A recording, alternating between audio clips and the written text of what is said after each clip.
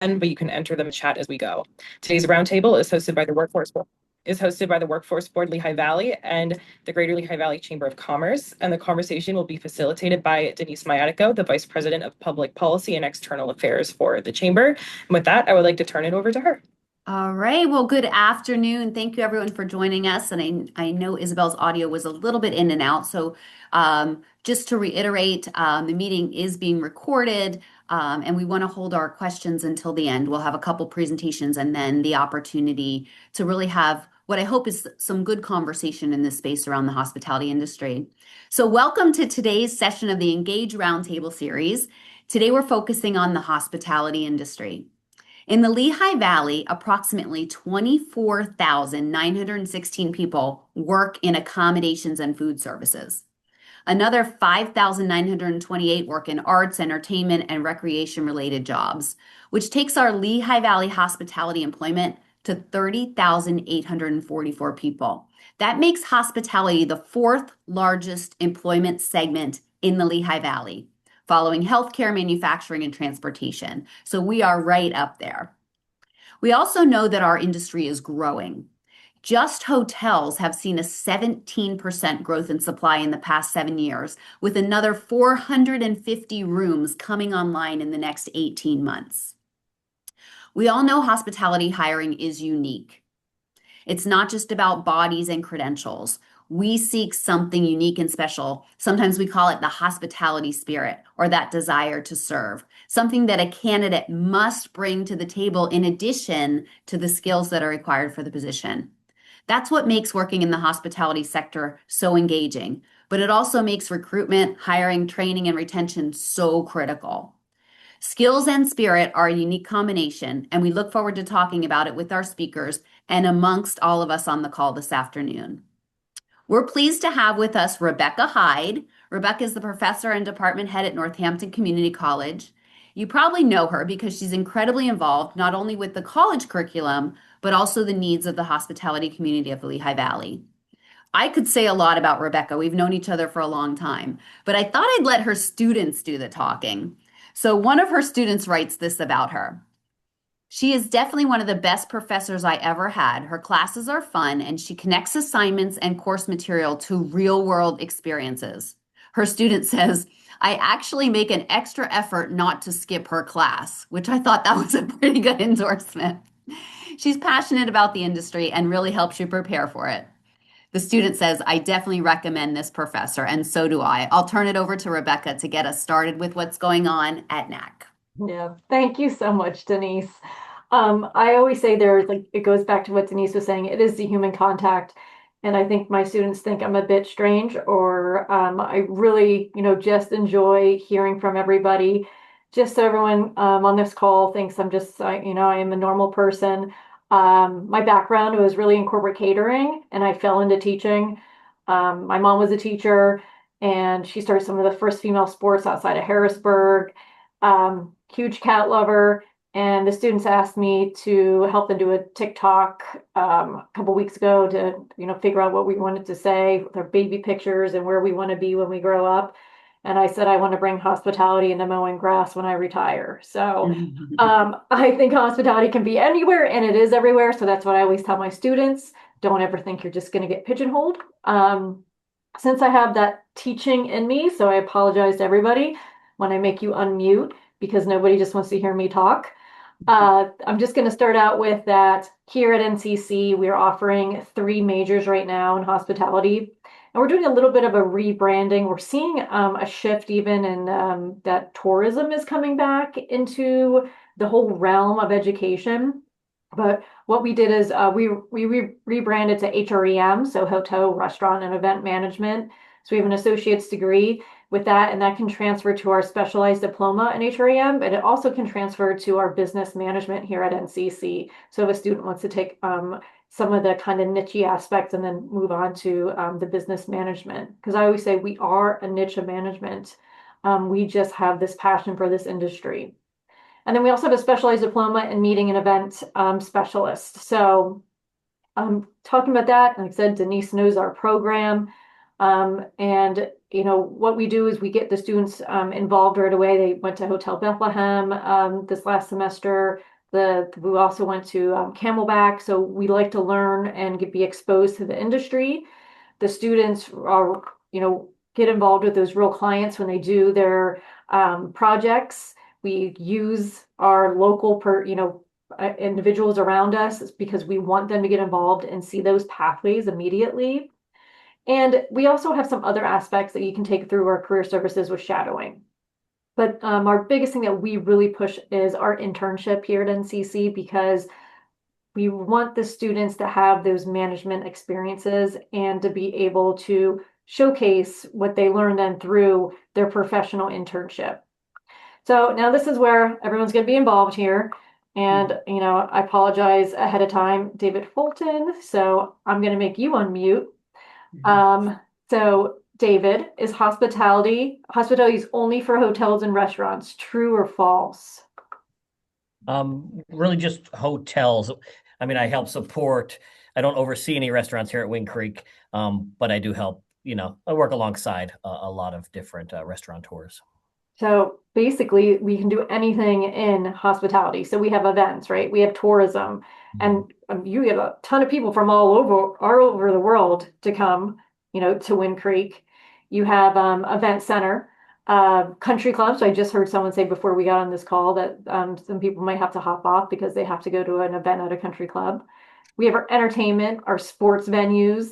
We're seeing this heavily with our Iron Pigs now. If anybody is no Pigs fan. So we can really go anywhere. We have cruise lines that, our students, we have one intern in a cruise line. We had a student who went into the cruising then after they graduated from our program, wedding planning and recreation and attractions. So we see hospitality anywhere. And the biggest thing that I can just speak about too is we see the students fight us a lot of times when it comes to financials and Excel. But what they do about a year later is thank us for that aspect, and they will end up sometimes in the payroll because it's not just, once again, we are involved in multiple facets of anything around us. So, David, thank you for your participation. Definitely, All yeah, that's very good points. I mean, teaching that stuff in my career, I was always very intimidated by that. The P&Ls, the budgets, the forecasts, all that stuff, and had to kind of pick it up through different roles. So you teaching that, they didn't teach me that in college. I was business management, not hotel management. So I'm sure that's very helpful for the students. Thank you so much. All right, let's go to, oh, you know what? Jackie Stackhouse, I know you, so you're gonna have to answer this one. Okay. All right, true or false? The hospitality industry has continued to grow since COVID. Absolutely true. True, yes. And we're seeing all different types of travel now. You're seeing the outdoor travel that's really, doing a movement with parks. And you're seeing the revenge travel, like I'm getting back out there and doing stuff. A new trend is even the silent travel, where you get rid of your cell phones. So you're seeing this huge expansion, and this is why we really want to take the time to educate our students with this. And we're seeing a growth in the Lehigh Valley. I think I was told that Thai Hotels is on here and just the groundbreaking ceremony down the street. So we're seeing so much about this travel and tourism coming out. And with travel and tourism, need a place to stay, right? Need a place to eat, right? And we want entertained. So there's a lot involved with that. And I don't know if there's any golfers on here, but you're seeing that golfing like increase so much to, during COVID, because it's the only thing we could really do. So thank you for your participation, Jackie. All right. So let's see. Martin, would you like to participate? A true or false question? Sure. All right. All right. Technology will replace most hospitality jobs. True or false? I think I'm going to go with false. I think you're correct. That's good. So technology improves efficiency, right? Correct. And we teach our students a lot on these technologies. So they get CVent certified, they get social tables certified. They have Dan Williams where they do all their hotel operations, and they get a CHIA with your data analytics with STAR. So they get all these certification aspects, and we see that our artificial intelligence is popping up, our kiosks, our mobile check-in. You're even seeing the some hotels that are popping up where you don't have to see anyone, where you can just do a total check-in by yourself and really decide if you're not going to see anybody at that hotel. But once again, it improves efficiency, but people still remember those human interactions. So we'll never be able to remove ourselves from this industry. And how many people that I talk to, like still that personal experience, like to go to a concierge to ask for advice, even though, we do love to ask this to, a top place to go, but we still like that human interaction. So good job, Martin. Okay, so let's see here. Sarah Lutz, gonna grab you. Absolutely. All right. So true or false? Guess expectations are higher today than they were before COVID. Absolutely true. What? So it is 100% true. Multiple facets, right? So this is what we're teaching the students also. Personalization. People like to hear their name. We're looking at cleanliness more than ever. We're having an eye now for sustainability. We're doing these online interviews and reviews that people are looking at. And the biggest thing is people are doing experience-driven service. So that's one thing we're trying to teach here at NCC is that it is experience-based. You want somebody to walk away from your hotel, restaurant, your country club, your entertainment venue and go, that was a great time. I can't wait to come back, because our expectations are very high now. So thank you very much. All right, let's see here. Brianna Boots, want to help out? We can give it a go. All right. True or false? Most hospitality managers work traditional 9 to 5 schedules. That's a mixture, right? I mean, hospitality is so interesting. I think it really just depends.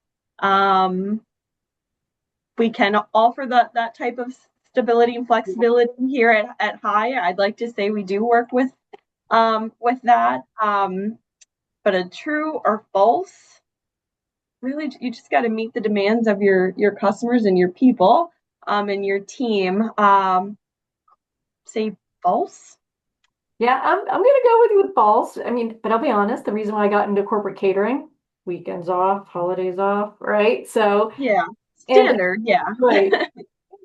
When I was in regular catering, I did not have weekends off. And but we make sure our students know that it's flexibility. You Yes. stated that with your customer. We do have a fast-paced environments. We make sure that our students do some hours, which we call our experiential labs. So they will serve a 5-course meal to get familiar with that. We really try to push, through Jackie Stackhouse's area at NCC that they are doing shadowing so they understand what jobs entail. And basically it comes down to, some of the lifestyle realities of the industry, but those of us who are in the industry realize that we have our home family and then we have our family at work, right? So we still end up doing everything with that family from work as well. So thank you for participating. Sure. Alejandra, I think Yes. you're my next person. All right. So true or false? Soft skills are harder to teach than technical skills. Oh, that's true. Very true. Yeah. So it goes back to Southwest saying, hey, we'll hire you for personality. We can train you for skills, right? So the one thing that we do once again at NCC is the students take their Myers-Briggs so they understand, what they're really excelling at and maybe some things that they need to work on. We also talk about, making sure that you can read the room, that that when somebody's coming in to check in, if they're saying, oh, my plane got delayed and this happened and that happened, they just want to get to their room, or hey, the bar's right over there. So, make sure that you're understanding that emotional intelligence. and understanding when your customer walks in. And that even goes with, as management, knowing your employees as well with that emotional intelligence. So we do speak about that a lot in our strategic leadership class. So our students understand how to have certain situations, when they have certain situations, how to make this work. So it is, soft skills are definitely harder to teach, but we do try to do that at NCC, because it goes back to what Denise said. It's that spirit of hospitality. I almost feel like we're born into this in a sense. So thank you for participating. I have Adam on the call. That's me. All right, Adam, you ready? No. Everyone's being so good. So no. So all right. So true or false? Online reviews can make or break a hospitality business. True. True. Everybody's their own reporter now. So we want to make sure that we're watching these, that we're making sure that we're doing a great experience. Does it always happen? No, but it's that recovery of what we do. And speaking of recovery, I heard a great story from David Fulton when he did an interview for my class, and he talked about something with their spa that occurred, but those individuals still left there then being happy because it was that recovery aspect. So we have to look at these, we have to monitor it. And it's, it is the guest experience we're looking at. So we do have our students look at that social media as well. And we're also make them aware of what they should be doing on social media. So we have them do LinkedIn, professional one, and then we also have them make sure that their personal aspect of social media isn't, a red flag. So we want to make sure that they understand that social media sometimes can be one of those, reviews, and to make sure that you monitor it and to look at it, because if you're seeing the same thing, occur, you want to make sure that you're looking at that from the management aspect. So good job, Adam. All right, we want to have a few more. Isabel. That's me. Yay. All right, so true or false? Students can gain meaningful hospitality experiences before graduation. True. Absolutely. We can do it. I mean, any volunteer, once again, like I said, hospitality goes with anything and any connection, customer service. And we already spoke about our internships that we do, the shadowing that we work with career services. Our projects are based on reality projects. With our wedding planning, they have a bride that they use. With our hospitality classes, they go and look at what we call the customer service of 3 different places and kind of do a comparison and contrast. The other thing we do is, our partnerships that we have. We want to make sure that the students are in front of those individuals. We have a hospitality club, and they basically tell me what they want to do. They wanted to go to Yingling because they wanted to go to the oldest brewery, and see what it was all about, because they were interested in that. And it goes back to that experience. And they talked to the PR individual there, and they learned that one of the top sellers now is non-alcoholic beer. So all these partnerships and, what the students learn and that experiential learning helps them kind of find out then what's happening in the industry. So thank you very much. And let's see here. Jason Winchenbach. Yeah. Yeah, you're ready? I mean, with that last name, you probably cornered down to me. Okay. All right, so let's get true or false. Hospitality careers allow for rapid advancement. True. True. A lot of times, if you are doing a fantastic job, you are probably going up to the next level within a year. So as you say, so what we're doing is we're training here for those entry level, and then hopefully those students will continue to transition. A lot of them will continue their education at ESU or Temple. We even see Keystone, Penn State Berks, as well as main campus Penn State. Or students, like I said, they will start with, after their 2-year degree, an entry level, and usually within a year they're hitting their first supervisory role. So it is a quick global aspect too, that you can travel with this degree. I had a student who is excited to do her internship, and she wants to do it internationally. We've had students do their internship internationally, so it is a very transferable education. All right, last one. All right. I'm going to go down to my very end of my list here. So I have Susan Griffith. You're the last one on my list. I'm ready. Ready? All right. True or false? People will always remember how you made them feel. Oh, absolutely. True.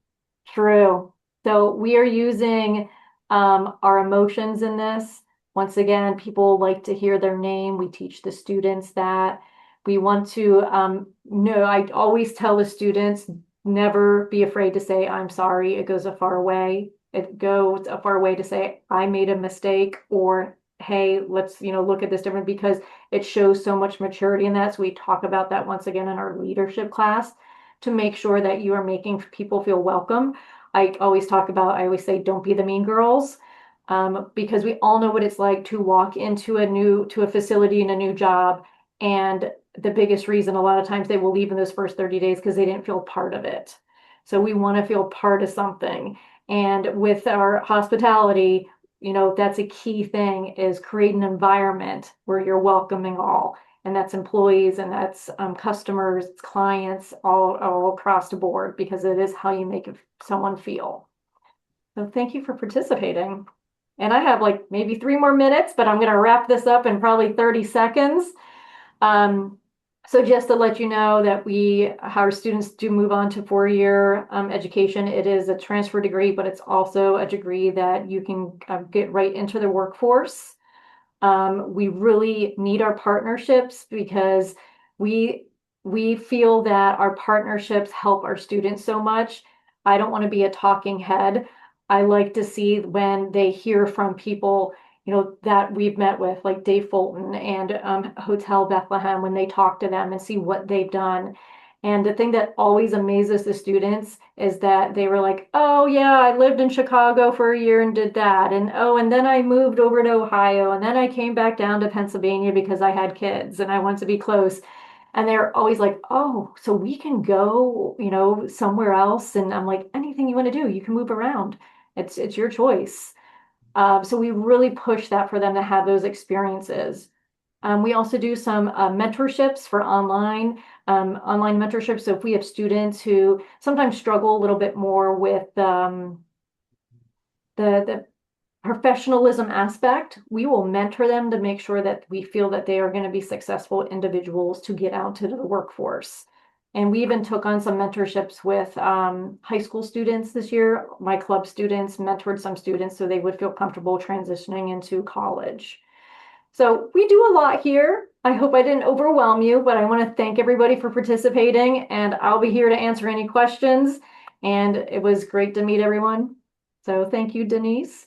All right, my pleasure. Thanks, Rebecca. And you and I have kind of taught side by side for many, many years.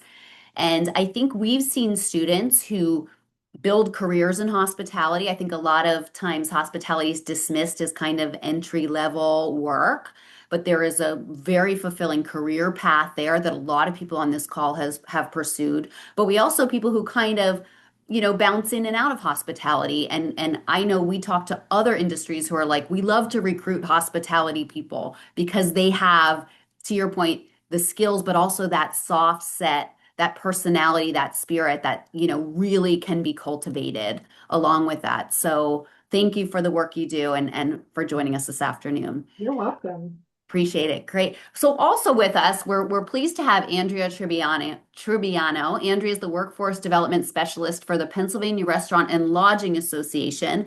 Many of you probably also know Andrea because she's been in this role for 3 years, and she's connected with a lot of us at one point or another. She's been very visible and involved in connecting employers to the PRLA offerings and their needs. So Andrea, thanks for joining us. Wanted to give you some time to talk about your programs and the work that you're doing. Of course. Thank you, Denise. And thanks, Rebecca, for all the great information. I know that, um, we appreciate hearing about what the students are learning and, grateful for the connection to you as well. So hi, everybody. For those who don't know me, my name is Sandra Trubiano. I'm the Workforce Development Specialist with the Pennsylvania Restaurant and Lodging Association. Our association is the trade association that represents the hospitality and tourism industries in the state of Pennsylvania. What that means, as Rebecca mentioned, it's not just hotels and restaurants. So it could be anything from amusement parks, bed and breakfasts, inns, catering companies, country clubs, really, you name it, anything that involves service, it's probably under the umbrella of businesses that we represent. Um, our association has two parts. We have the association part, which is membership driven, and then we also have our educational foundation, which is where our educational initiatives are housed under. Um, but overall, the mission and the goal of our association is to represent the industry in the right way, protected by supporting any efforts that operators feel the need that they need to be supported, pushing legislation that's going to be favorable for our industry, and then also educating. So helping support training and educational initiatives. Um, so within that, we have been doing something similar under our educational foundation to this roundtable. And I always like to open the conversation with a question. So Rebecca got everybody warmed up and ready to speak, so I'm gonna follow right into that. Um, so I guess when we open these roundtables, I always like to ask this question because I think it unveils a lot of the same type of might be challenges or good things, whatever might be happening amongst all operators and businesses. So I guess my question to start this conversation would be to all, especially those who hire, what are the some of the qualities, some of the skills that you look for when hiring somebody for any position? Not necessarily, management or entry level. It could be any position. What are some of those most essential, I guess, skills or qualities that you look for? And there's no wrong answer, so anybody can chime in. I'll chime in. Rob from Wind Creek. So I think for us, I'm a recruiter, talent acquisition specialist, by the way. So I think for us, it depends on the position, honestly. But overall, do you have like a, consistent work experience? Do you have like a good personality? Do you have those soft skills that we were talking about? And then are you like a genuinely good person, right? One of our first values and mission statement is like, our positive energy and genuine engagement, right? Do you show that in an interview? So those are some of the things that we really like hone in on at first. Yeah. Oh, that's great. And that's a lot of what I've been hearing. I'm going to put Bree on the spot because High Hotels is a great partner of our association and our foundation, all the things that we do. And Bree has been part of some of our initiatives as well. So, Bree, what are some of those things that you look for when hiring? Yeah, thank you. I'd honestly echo what Rob said. Here at High, we're all about spreading joy through hospitality. We actually, when we kind of modified our mission and values, we did like a values logo. We actually changed the way that we interviewed. And so our interview guides now support that culture-based hiring, and we incorporated our values into those interview questions. And so looking at a piece of paper, yes, initially we are looking at, do we have relative skill sets? Do they have customer service experience, any type of customer facing? And maybe if they don't have any experience, looking at some of their projects or their volunteer work, does it easily align there? And then when we're on the calls, seeing how they fit into our mission and kind of just seeing what that spirit of hospitality looks like. Again, with the way that it's done here at High, typically the recruiter does, the initial phone screen, and you can only do so much at that phase. But then the hiring manager can then assess if it's a good fit for their property and for their teams. But to dumb it down, I'd say we go straight, we stick to the basics, and we follow the culture. Right, thank you. So Sure. this is a lot of the sentiment that I've been hearing. Oh, all right. Okay. This is a lot of the sentiment that I've been hearing throughout the state of Pennsylvania. It's basically those standards. We're looking for qualifications up to a certain degree, but then further and more importantly, we're looking at the way that that individual carries themselves. Are they, great for service? Are they willing to learn? That's a big one too. Are they willing to learn um, those soft skills? Is that person having a conversation and communicating appropriately? Do they show up on time? Like those things. And what I hear the most too is, like Rebecca mentioned, we'll hire somebody and we will train them in those specific skills that the job requires. But most importantly, it is those soft skills and that interaction and the personality that's going to shine through an initial interview. Um, so I asked these questions, like I mentioned, at different events and roundtables because a lot of my role and the job that I do is connecting different pieces within the network of the hospitality industry. So I work with the workforce offices. I work with educational institutions like Northampton Community College, different post-secondary institutions. I work with high schools, with our membership, with restaurants and hotels in general, or anybody under the hospitality and tourism umbrella, community-based organizations too, the state. And so I like to connect those parts to each other because I think the key in having candidates and having anybody actually join the hospitality industry and be interested in our industry is being involved in each other, in each other's activities and what we all do. So, connecting, for example, a business to say, the local career link office, or connecting a business to a high school, to a post-secondary institution, to a community-based organization that might be doing some workforce training in culinary and hospitality. Those pieces I think are very important because as much as we get involved, one, businesses improve their visibility with all that network, but then also we're promoting a greater scale our industry as a whole and all the opportunities that we offer. So at a local level in the Lehigh Valley, I would definitely recommend getting involved with obviously the chamber, the workforce board and the career link office locally, and going to them to ask for what are some of the options for businesses. How do we get involved? How do we get candidates from those different offices?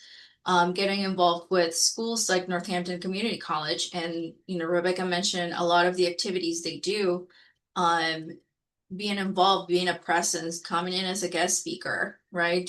Participating in an OAC, hosting field trips, hosting shadowing, like all those different opportunities that are going to allow you to give your business some visibility, but at the same time, help those students entering the workforce and help guide their journey into the workforce as well.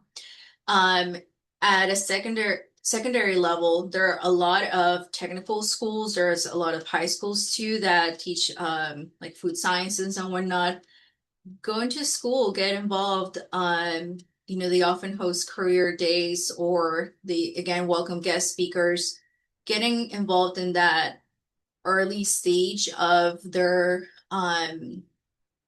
their age and school is just important because not necessarily, I mean, we're trying to break this stigma, but I didn't know that the everybody in the schools and secondary level is talking about our industry and the opportunity and the career growth and the change that's happened since COVID with wages and things like that. And so it's really up to us to represent and paint a new picture to the students. Could be elementary level, middle school, high school. Really, there's nothing is too early to start. Because if they want to do it, then they'll tell their parents and then they'll seek for those opportunities too. When they finish school, they would go into hospitality. So, that would be involvement at a secondary level. And then post-secondary with your local offices, community-based organizations also are a big part of that. I don't know that everybody necessarily keeps community-based organizations in mind, but there are a lot of them that carry workforce development programs. A lot of them specialized in culinary or hospitality.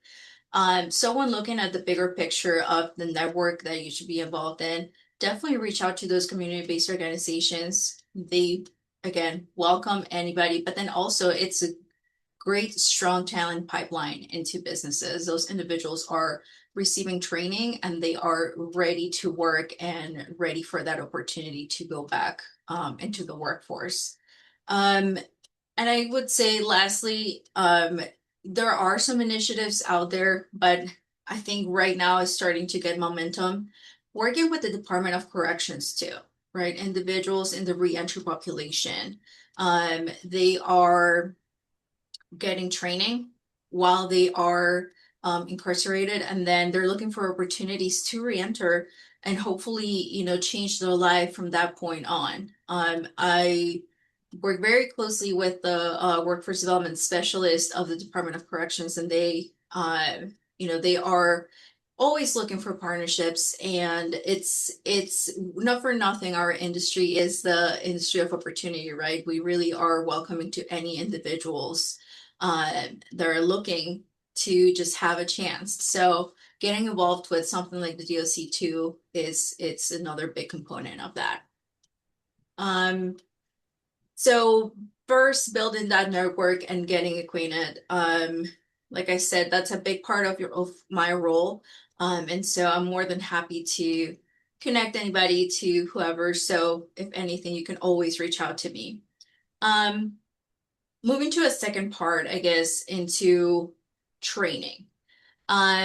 There was a recent survey from the Association of Talent Development. About 80% of the businesses that responded to this survey said that their culture changed when they started implementing leadership training for not only entry-level for management positions, but also for entry-level positions. So that right there tells us, in a summary, everything that everybody has been discussing, right? Everything is about culture, about development, about promoting from within. So that really is the trend that I've been seeing as far as training and development. It's giving opportunities to everybody, not only just the ones in management or supervisory levels, but anybody, even from entry level on. And so what are some of those programs really that can help you do that? We work in partnership as well with the National Restaurant Association and the American Hotel and Lodging Association. They have lots of resources that can help supplement that piece of training, of credentialing, certifications, etc. One important one that is very much, I think, really, really on trend right now is apprenticeships and getting involved with apprenticeships. The National Restaurant Association Educational Foundation has a hospitality sector register apprenticeship. Us, as their arm in the state of Pennsylvania, we are able to manage that apprenticeship, and we're able to form a base of employer partners that are able to offer apprenticeships. So once you get involved into apprenticeships, that program is designed to do just this, give leadership type of training for everybody from entry level on. Apprenticeship starts in roles as line cooks, and then they go all the way through restaurant management. So really, it could give somebody that entry level training and then upskill them from there. The program can be used for the current staff of a business, or also to welcome new talent into the business. And so that could be a great recruitment and retention strategy for everybody.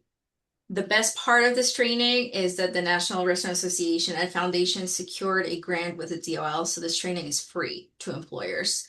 I guess the only part that you would have to go through is through an approval to become part of this network of apprenticeship-based employers. But that is the extent of it. And then you get the resources to build a program and adapt it to the business. And then you can start welcoming apprentices into the business, and the coursework that goes along with it, it's free. And And then a tie from this apprenticeship program to other programs is, for example, Northampton Community College is approved as an apprenticeship partner. And what that means is that apprentices, say there is an apprentice at Hotel X, right? And that apprentice, maybe the coursework as is online or self-paced doesn't really work for them. Maybe they want to go into the classroom. They could go to Northampton and take certain courses that are involved in the apprenticeship in the classroom. And so they're not learning, in the different way with the apprenticeship. And also, it works for students at Northampton Community College. If they want to go into an apprenticeship, they receive credit for the work that they're doing at Northampton already. And so they don't have to duplicate their efforts when going into an apprenticeship. And so, this kind of also goes along with the network part that I was mentioning, right? There's connections everywhere, I think, in every initiative to everybody. But apprenticeship has been a really strong push for the last couple of years. So far in Pennsylvania, out of this apprenticeship, we have seen 15 graduates, ranging from line cook all the way through restaurant management. And what this program gives them is a nationally recognized credential. The credential is issued by the Department of Labor and the National Restaurant Association. Very much portable. They can take it wherever they go. Hopefully, they will stay in Pennsylvania and continue to grow our industry here. But if they do move somewhere else, that credential gives them that backup that they need, that they have completed that apprenticeship and is valid everywhere. Along with that, the certifications they receive are great. They are industry recognized certifications like ServSafe, courses from the American Hotel and Lodging Association, and so on. So it is a program that has been building momentum, and I think right now is when we're seeing the most graduates. Between last year and part of this year is when we have seen those 15 graduates. Businesses continue to enroll, mostly current staff. That is a big push for upskilling talent, really. So a lot of businesses use the program to do just that, their upskill of training or of talent at their own business. So that is the trend right now. But then also, just like that, there are many other programs that can help with recruitment, can help with retention. Like I mentioned, community-based organizations. There is another program with the National Restaurant Association and Foundation that supports that, and so on. And so, I guess, to conclude, let's look at the bigger picture when thinking about workforce development currently. I think everybody will appreciate input from businesses into their training programs and vice versa, right? It's all about connections. Hospitality is all connections. And so working through the network to help each other is also about connections. I give my information to everybody, and Denise has it as well, the workforce board. So if anybody has any questions aside from this roundtable, please feel free to send me an email. I'm always willing to help. Our association is membership based, but the work that we do is not. So really anybody is welcome to ask any questions at any time. I appreciate being here, and thank you so much for your attention. Great, Andrea. Thank you so much. And you talk about networking and remind me, you have a great event coming up, and I think it's Women in Hospitality event. Yes. So give us a quick, when is that and where is that, so that people can follow up with you if they're interested. Absolutely. So we are really excited to host our very first Women Hospitality Leadership event. It will be June 2nd at the Penn Harris Hotel in Camp Hill. It's about a half day. I would say it's 8:30 to 1 p.m. We have a great keynote speaker. We have breakout sessions, a luncheon. We also will be offering free headshots for anybody who wants to update their headshot. But it's just a day to really celebrate all the work that incredible women are doing in hospitality. It's the first year that we're doing it, but we're thinking if this year goes well, which I'm sure it will, because I already see a lot of success from registrations, we will do this annually. And so, yeah, everybody's welcome. I have the link here. I will put it in the chat for anybody who's interested. Perfect. Dr. Mosley's already out there asking for it. So that's Great. awesome. Thank you Great. so much, Andrea. What a Of cool course. event. Women in Hospitality. I love it. And the link is now in the chat. So I want to kind of talk a little bit to our employers that are on the call. And Bree has been called out a couple times. Obviously, she's out there and she does great work for High Hotels. But so a lot of us went to your groundbreaking new hotel, shovels in the ground, and that's exciting. But High Hotels continues to invest in the Lehigh Valley, right? A new property.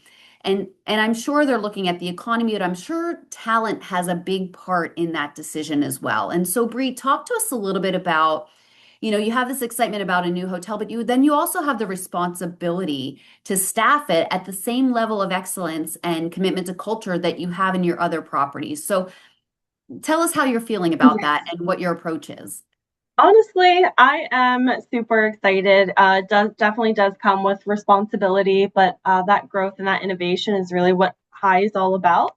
So with this new Tempo project, I believe it is expected to open up at least 50 new job opportunities right from the ground up.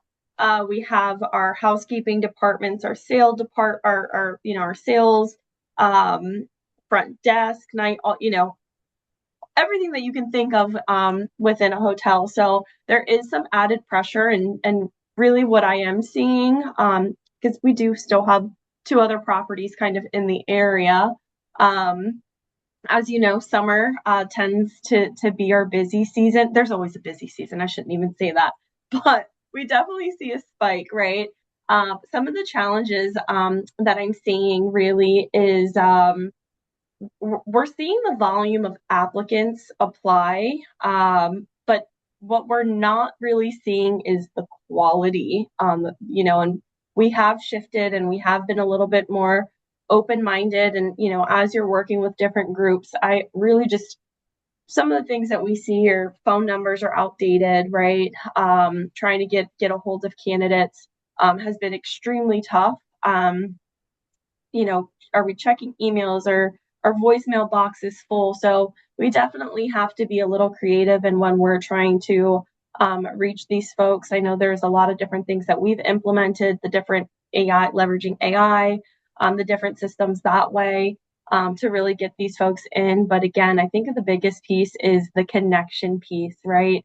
Being able to highlight kind of what's happening, what the needs are, word of mouth, coworker referrals tend to be the best way to secure great talent. Good people know good people, right? So yeah, it's a lot of exciting work. Definitely the demand is up, but I think if anything, it's just inspiring us to continue to meet that level of excellence. And I mean, with great competition nearby, I think we can all win.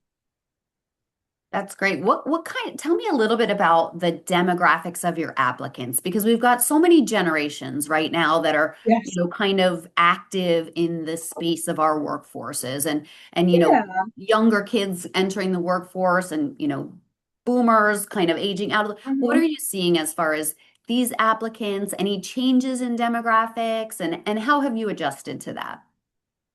To be very honest with you, when I'm looking at resumes, I'm not necessarily, privy to a lot of information. We kind of have like a blind resume process, right? And I'm doing initial phone screen, so I don't get to see my candidate.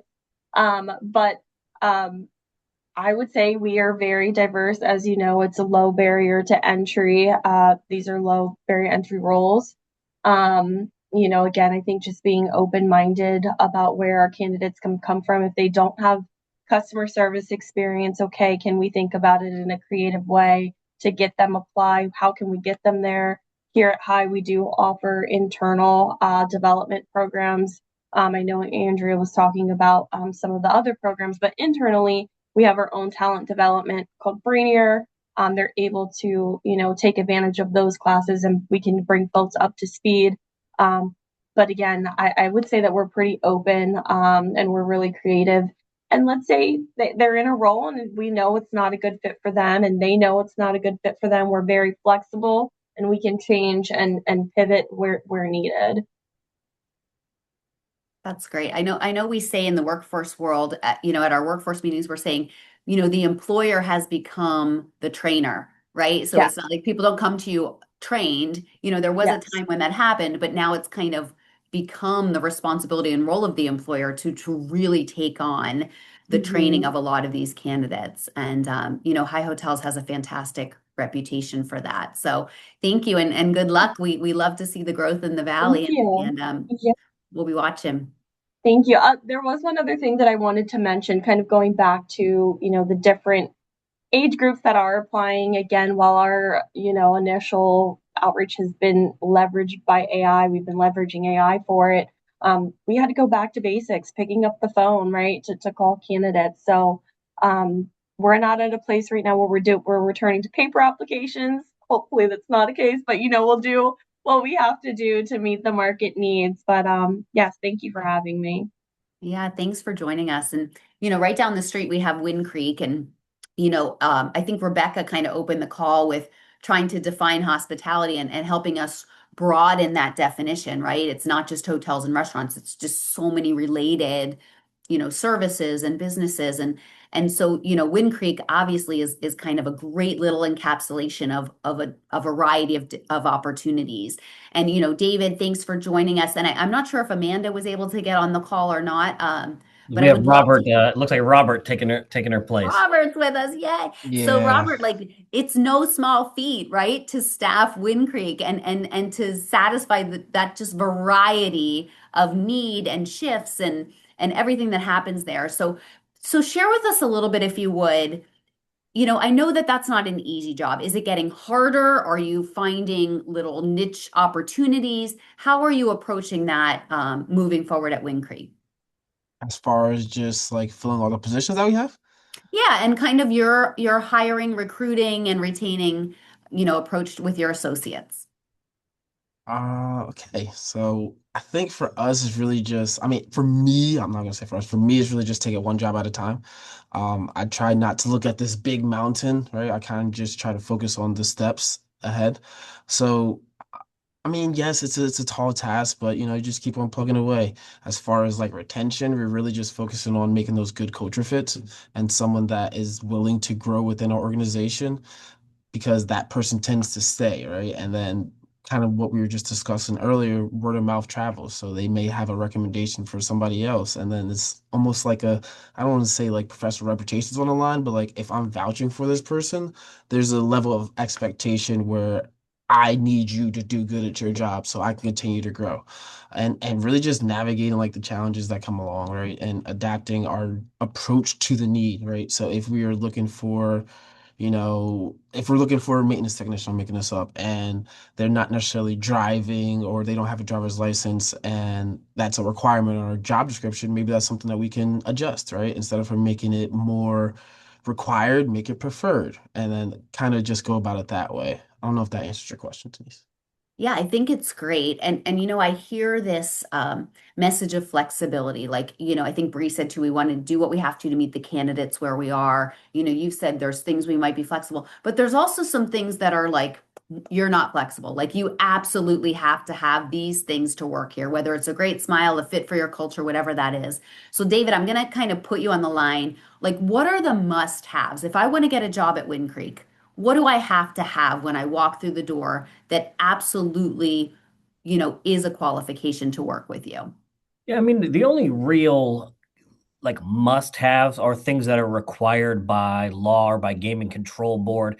Like that's the one loophole that we really need to jump through is what different positions in our place require gaming licenses or non-gaming licenses, and that's sometimes a barrier because that comes out of the employee's pocket to apply and to obtain that. And depending on the level, non-gaming is not as expensive, but a gaming license or a G2 or the higher ones are more expensive and a more that's more like management or director jobs that you have to go through that. And it's a process with a background check and all these things. So, but a lot of our entry level jobs, and there's certain jobs that don't require any of that in the hotel or in different restaurants that are not on the gaming floor. So it's very, I mean, our place is like a city almost. There's different parts to it that make up this big puzzle.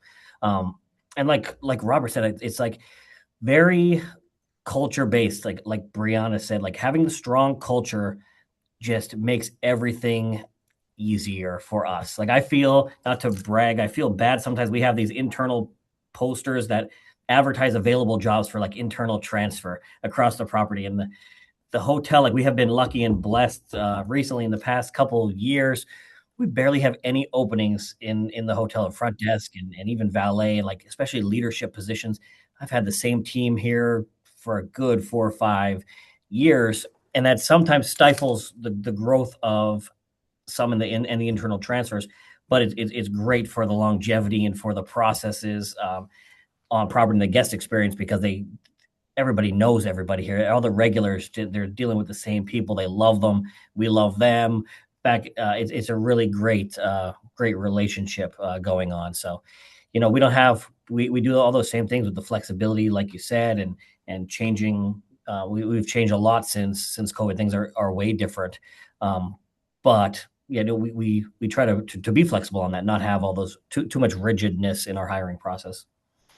Yeah, that's fantastic. And what a testament to your leadership, right? Because people stay and work with great leaders and in great cultures. And so, kudos to you because that tenure is just so valuable when you have it.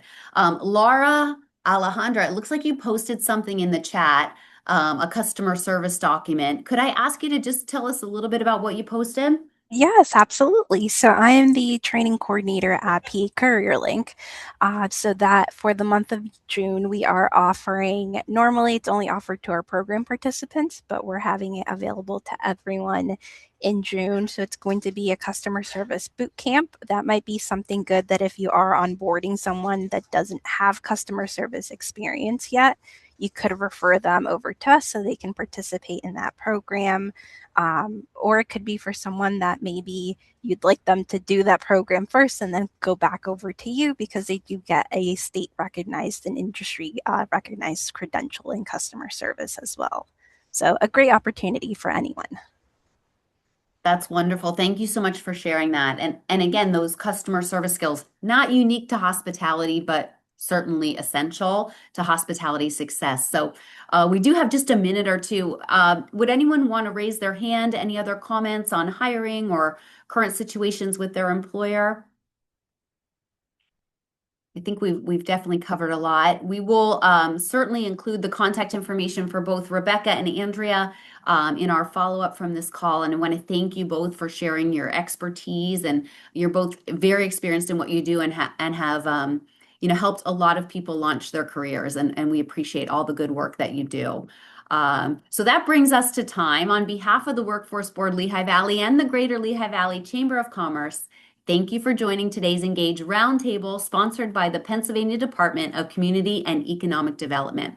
Our next roundtable will be May 27th at 2 o'clock. Stay tuned. We'll send out some information. Hope everyone has an excellent day. Thank you so much for being with us. Thank you. Thank you.